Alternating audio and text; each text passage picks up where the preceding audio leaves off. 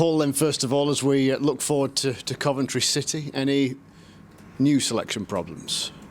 No, just as we were, obviously. Want players who've been carrying bits to be getting fitter and fitter each day, but nothing out of that game.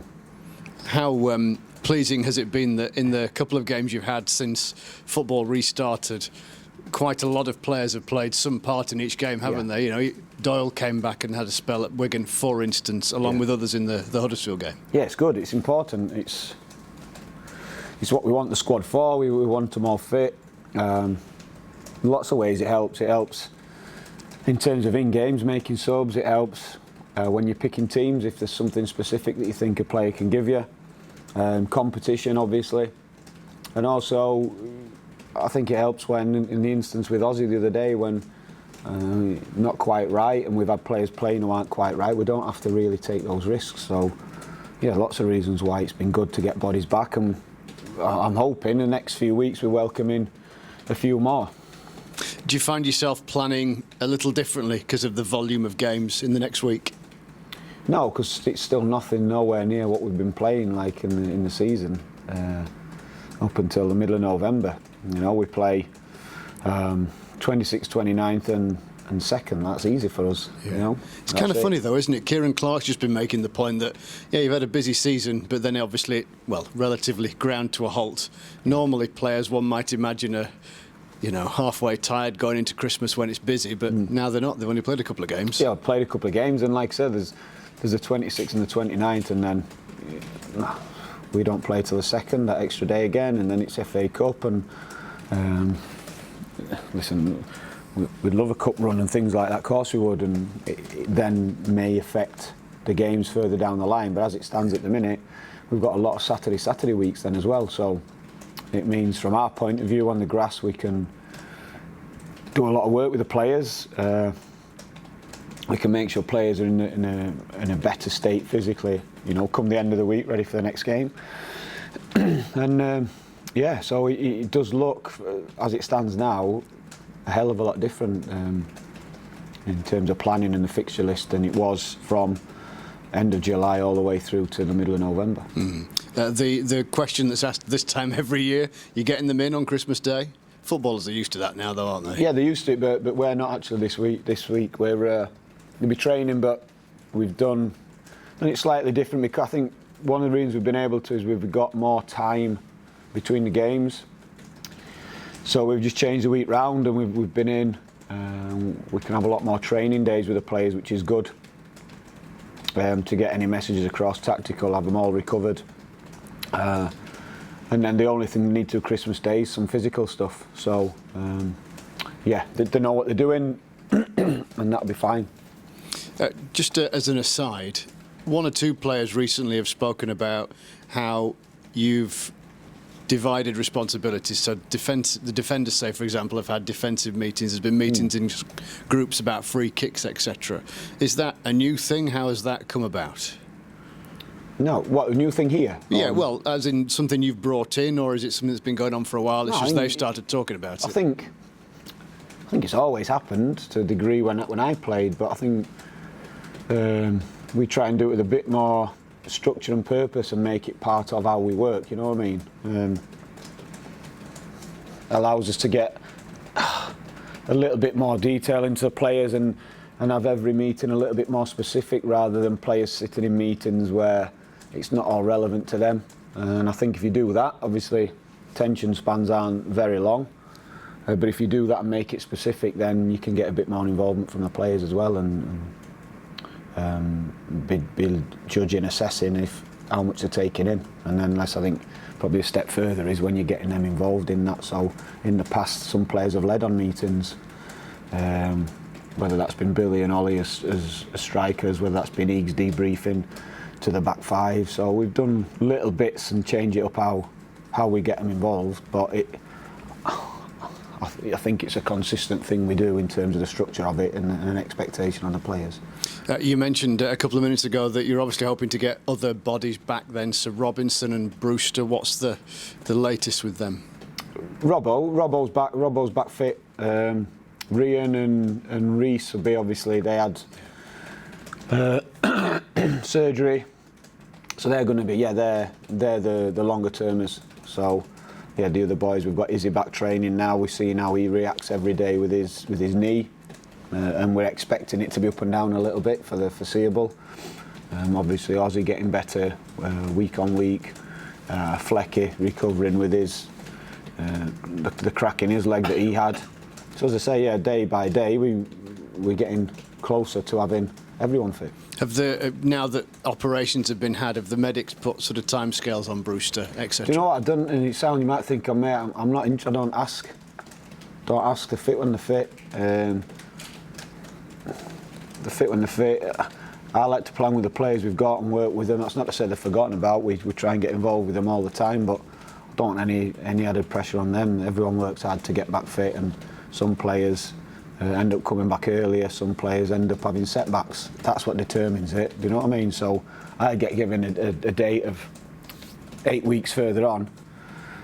I think all they do is restrict you. You're always going to be led on the players. If you can get them back in 6, you get them back in 6. And likewise, if there's any setbacks, what was the point in planning for 8 weeks? So we just, or in my mind, just wait until it's close to their time and I know they're on the grass. The prospect that Sheffield United might be bought has been reported on this week. How aware are you that the wheels are turning in that respect?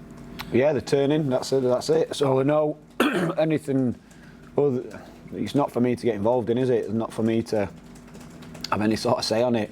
So I think all it would become for me would be a distraction. But I know that there's a ongoing process. Has it got to the stage where you've met any individuals that might be coming in? I suppose the other thing that fans would want us to ask at this stage, given timing of everything, is that whatever plans you have, and I know you've been into the fact that you're not necessarily expecting to do a great deal in January, but whatever you might want to do, is that going to be delayed at all by this process? Yeah, it's going to have an impact on everything, so you're pointless even asking me, yeah. Well, in a good way, well, potentially a good way for the take-up happens, but potentially a negative way. Yeah, don't know. I honestly don't know. So, of course it has a bearing on it when you're in the negotiations or a period, and like I say, I'm not involved in it, but generally you're always at a standstill till something's resolved one way or the other, and then obviously whichever way it's resolved one way or the other will determine what we can do. And I suppose you've been here before. These things can take days, weeks, months and not happen at all. So again, why would I waste energy on, that when our focus has to be on Coventry City? That's it. Coventry City, then, they've had an unbelievable amount of negativity thrown at them, haven't they? Off the field, but on the field, they're actually a pretty good team this year. Yeah, one of the best. Like I say, I think when I spoke to you about them before, and I said I think it was the fact they had games called off, which gave them the slow start and suffered for it. I think been proved right with that. They're right up there in terms of form, showing they're one of the best sides with themselves. So I'm expecting one of the toughest games we're going to have this season. I was at the game the other night, and a good, really competitive, energetic game between them and West Brom. And that is, I think, what they are. Coventry, they're a really tough team to play against who cause you problems. No matter who they cause you problems, and we're going to have to be at our best. We've got to break down a defence that keeps a lot of clean sheets and keep out an attacking team that, regardless of quality of chances, make chances have efforts on goal.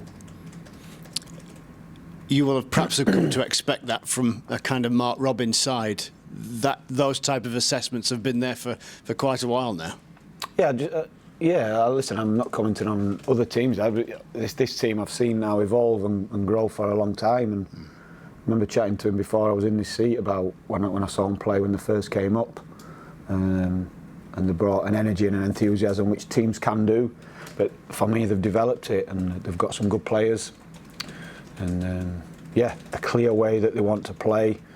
Like I say, we know the threats, we understand them, and we've got to be at our best to deal with that, and also at our best, I think, to cause them as many problems as we like to do. So it's going to be, I think it's going to be a real good game. We were talking to Kieran Clark a few minutes ago. Essentially, we were nitpicking because in both games, the Huddersfield game and the match at Wigan, great starts, different second halves, and how that can be addressed. What's your kind of assessment on that? Yeah, two totally different games, but it's like, so when you've got to remember, like, even when we're looking at opposition, they're going to have plans for us. So we could look at Coventry and see what their threats are, or we could see how they're conceding chances. Generally, how many teams have set up in a normal way when they've come to Bramall Lane? They've not. So we have to understand that teams may change the game against us, whether that's to be stop us playing, being on the front foot, or stop us playing in terms of denying us space. And then we've got to react to the game. So we try and prepare for every eventuality. I think that's what helps us. So if you look at both first halves, Huddersfield's first reaction when we lost the ball, when they lost the ball, and we won the ball, was to retreat into their own half, which means we have a hell of a lot of ball, but it means we've got no space to play in, so we had to be really good and slick, and we have to understand that for all that possession, Huddersfield are going to work hard to limit us. And I thought we're very good, but we've had games where we haven't passed the ball as well as that created loads more chances, because the opposition obviously impact the game as well.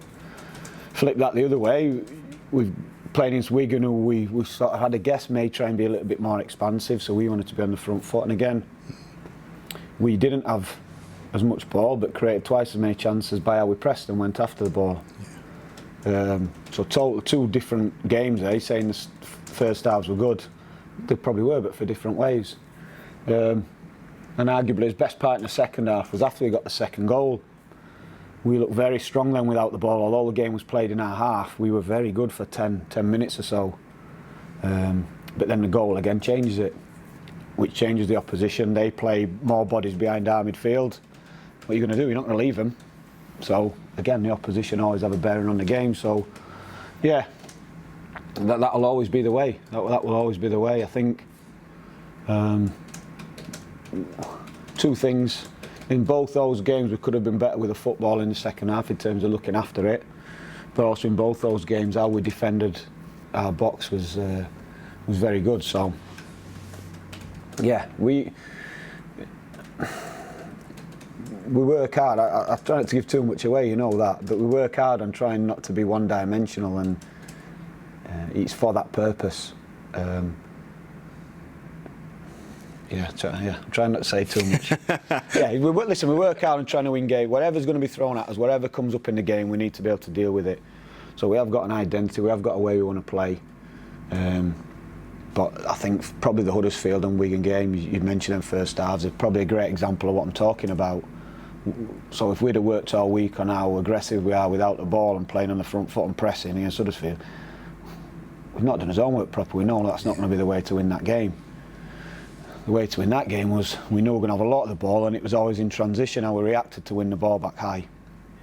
Against Wigan, opposite, we felt like, and again, we've got 7 goals now from just one pass from a high regain.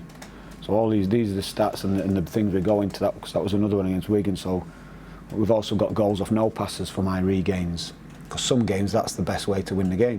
So we have to be prepared, and get everyone on the same page to understand which part of how we want to perform, which part of us is the most important for that moment in the game, and that can change within the game as well.